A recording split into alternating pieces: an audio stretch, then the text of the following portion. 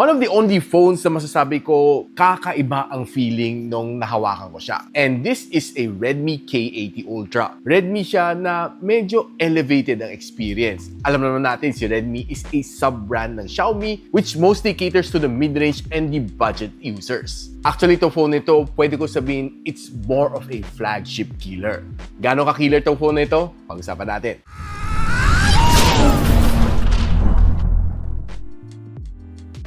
Now, to si Redmi K80 Ultra has a very simple box. Ang basa dito sa tatlong karakter na ito, Tsunpa, or you can say it's Extreme Edition, pero sa English, it's called the Ultra Edition. So, buksan muna natin. Redmi, hindi Xiaomi. May SIM ejector tool siya. Quick start guide in Chinese. By the way, China ROM nga pala to ha. Kaya akala nyo global. Jelly case na malambot ang ating Redmi phone. A to C cable. And a 120 watts na fast charging brick. Pinakapaldo to. You'll definitely get a flagship level na charging experience. Okay, for the phone itself. So, ito ang itsura ng K80 Ultra. And by the way guys, itong phone na ito, si Redmi K80 Ultra na may 12 gigs of RAM and 256 gig of storage is priced at 27,999. Pero this coming 11/11, binulungan tayo. This would go as low as 24,999. So if you're interested, check out the link on the description box below or just simply click yung link na nandyan sa aking screen, which is the YouTube shopping link. Or if you want a physical store, you can always check out Shandy Masangkay sa Facebook. Malapit ang Pasko, iwas scam.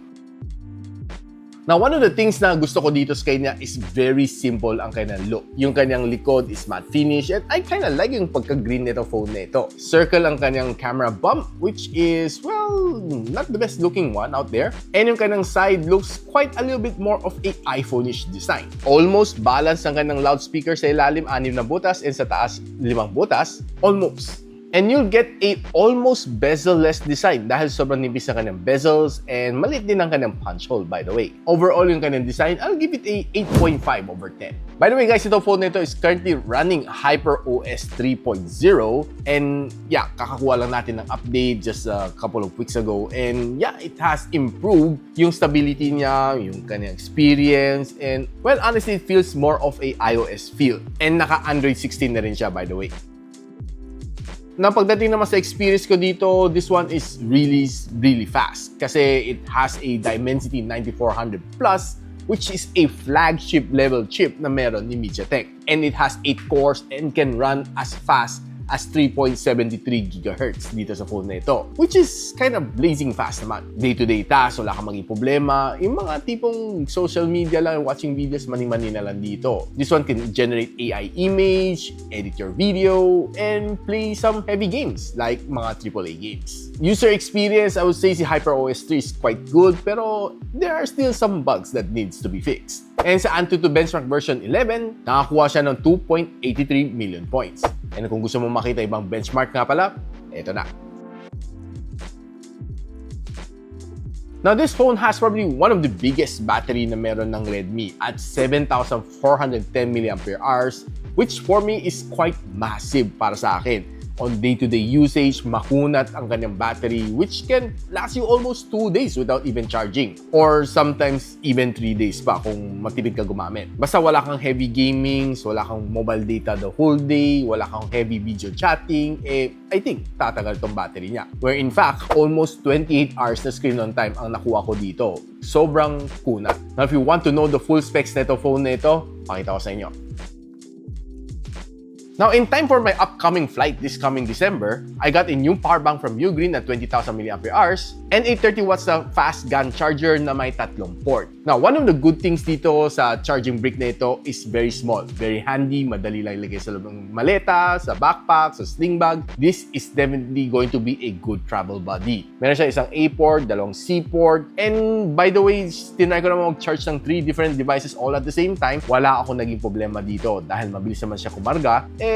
Well, actually, pag 3 naman pinagsabay-sabay mo, hati nga lang talaga sila sa 30 watts. But nevertheless, pag sinolo mo lang to, bigay na bigay to at 30 watts. Wala kang maging problema dito, definitely. And Ugreen has been one of my favorite go-to na mga chargers and power banks, so I highly trust this brand. And hindi mahirap i-recommend ko to sa inyo. The other one is a massive na 20,000 mAh na power bank which is flight approved. So meaning nagko-comply siya dito sa mga certification nito, CE, EAC, and whatever mga certificate dito na meron sa likod na nakaprint. For sure, hindi ka haharangin on your way to the airplane, which I'm guaranteed for my upcoming trip this December. Meron siyang indicator dito kung ilan pa yung natitirang battery, may 48% pa ako, and meron pa siyang mga emoji dito. Ang cute. Parang mga RoboGun charger ni Ugreen. This one can also charge you up to 3 devices at the same time, and meron siyang isang naka-built-in na Type-C cable, meron pa siyang isang Type-C na slot, and isang Type-A na slot. Ito try natin charge yung Redmi K80 Ultra natin. Ayun, charging. Quick charge. So if you're out there looking for a safe travel body for charging, ito na. Highly recommended from Ugreen. Check mo na lang yung link on the description. Now, pagdating sa kanyang screen, hindi ka rin tinipid ni Redmi dito. This one has a OLED display, meron siyang Dolby Vision, and meron din siyang 144Hz na screen refresh rate. Mataas din ang kanyang peak brightness at 3,200 nits, kaya sabi ko sa inyo, paldong-paldo to kahit under the direct sunlight, wala kang maging problema. Mababasa mo lahat ng tinext sa inyo ng asawa mo or ng boss mo. Nasaan ka na, sabi ng boss mo. Habang nagko-commute ka, pag binasa mo to under the direct sunlight, ang sabi sa'yo ng boss mo, late ka na naman. Now, I'm not quite sure kung anong klaseng glass na meron dito sa harap. Ang kanyang side frames aluminum kasi meron siya mga antenna bands dyan. And ang kanyang likod is glass finish. And by the way, this is IP68 dust and water resistance. Walang eSIM support to guys, pero you can always buy a smart multi-SIM para maging eSIM itong China ROM phone natin. And na-try ko naman si smart multi-SIM dito, pati si eSIM. It's compatible. So you can turn your phone into eSIM capable. For more information, nandyan lang sa description box below. Now, I did try to put my Globe SIM and Smart SIM dito sa phone nito. Unfortunately, hanggang 4G plus lang ang kaya na iabot.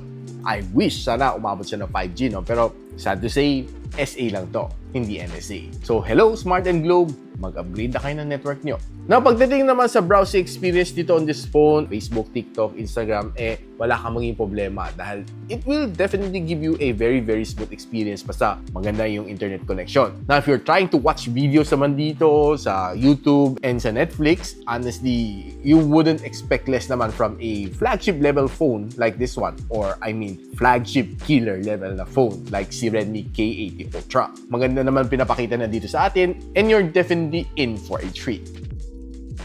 Now, si MediaTek 9400 Plus is one of the coolest na processor pagdating sa gaming. And naglaro naman ng mga AAA games dito, like si Genshin Impact, si Wuthering Waves, and also I played Call of Duty Mobile, one of my favorite games, of course. Hindi nawawala yun sa review natin. When it comes to playing Wuthering Waves dito sa phone nito, it was really good. Actually, umabot siya ng 120 FPS pag nakatayo ka. Pero once that you're starting walking and running, napapansin ko sa aking FPS counter, it's dropping down to 88 to 90 plus. Pero pagdating sa mga heavy battles, it went as low as mga 50 plus FPS na lang. So medyo drastic ang kanyang drop. So I'm not quite sure. Probably an update might correct this. Pero overall, ang experience niya was really nice. And I have no problem naman. Hindi ko naman na-feel na nagkakaproblema ako sa games. Wala naman na-feel na lags. Except na nakapapansin ko lang sa kanyang FPS counter yung nagda-drop pag heavy battles.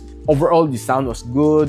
The gameplay was good. And sa totoo lang, naging maganda naman experience ko dito sa kanya. It went as hot as 44 degrees Celsius on room temperature. When it comes to Genshin Impact naman, umabot ako ng 144 FPS dito. And surprisingly, halos very consistent naman siya. Nag-average siya ng 140 to 141 FPS throughout the whole game na nakikita ko yung average siya, no? Pero once na umabot ka ng mga heavy battles, bumababa siya, no, to 120 plus, which is yun ang minomonitor natin, no, sa aking FPS counter. Pero average na all the way halos na sa 140. So, it was able to give me a good gaming experience sa Genshin Impact. Magandang kanyang sounds, touch response, walang problema. And mas mainit siya kaysa kay Wuthering Waves at 46 degrees Celsius. Call of Duty Mobile, ito, sobrang consistent siya at 120 FPS. And sobrang smooth ang naging gameplay ko dito sa kanya. And I really have no problem dito sa game. Walang lags, walang frame drops. And almost all the way throughout, pinakamababa lang nakikita ko sa FPS counters, just 119. And the gameplay was definitely one of the better ones na na-play ko on a Redmi smartphone. And honestly, yung pinakamainit niya, 46 degrees Celsius, is, for me, quite acceptable for a phone like this one. Pero kung nainitan ka pa sa 46, you can always buy a game cooler para mas mabilis siya lumamig. Pero mabilis mag-dissipate ang kanyang heat, yung kanyang 46. Saglit lang, bumababa na siya ng mga 42, 43, papansin ko sa aking thermal scanner. So rest assured, this is still one of the coolest na phone for gaming. Now, since sinabi ko sa inyo kanina, almost balance sa kanyang sound, 6 na butas dito sa ilalim and 5 dito sa ibabaw, let's just simply make a sound check.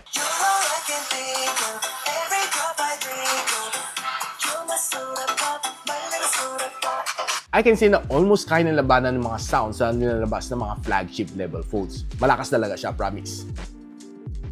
Now, pag-usapan natin ng kanyang camera, which for me is quite good din. It starts off with the 50MP na main camera sensor with OIS and a 8MP na ultra-wide lens. Kaya na mag-shoot up to 8K and 30 and ang front-facing camera, medyo mas mababa ang kanyang shooting. 20MP that can only shoot up to 1080p and 60. Now, normally sa mga ultra na phone, you'll be getting a good pair of cameras. And it's really true naman dito sa K80 Ultra ni Redmi.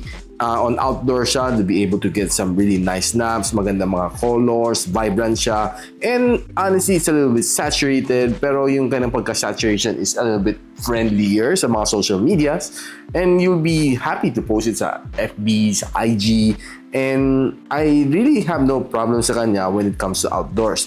Maganda mga shots na kukuha ko, maganda ka ng colors, and talaga magsistand out naman ng kanyang camera. Now, if you're trying naman sa indoor, you'll be able to get some good snaps din sa kanya, like this one. Maganda yung kanyang pagka-focus sa subject, and ang ganda rin kanyang pagka-blur sa background. And this is probably one of my favorite shots, itong maganda yung pagka-focus dito sa subject. And I did try some food photography on low light, and it was able to perform probably not the snappiest one, pero overall, I would say not bad siya for a food photography. Taking some signage shots naman, okay naman siya, hindi naman siya sumasabog, and wala namang color spill, which is definitely good. And taking a shot dito sa lit up na menu board, okay na okay rin naman siya. Now, when it comes to night photography, kayang-kaya rin naman na mag-perform. Probably not one of the best na night camera that I have ever handled, pero overall, for its quality, I would say pretty not bad na siya. Solid na solid siya for me, ha. And probably this is not one of my favorite supermoon shot. Being able to take some shots like this one, talagang happy naman ako sa kanya, pati ito.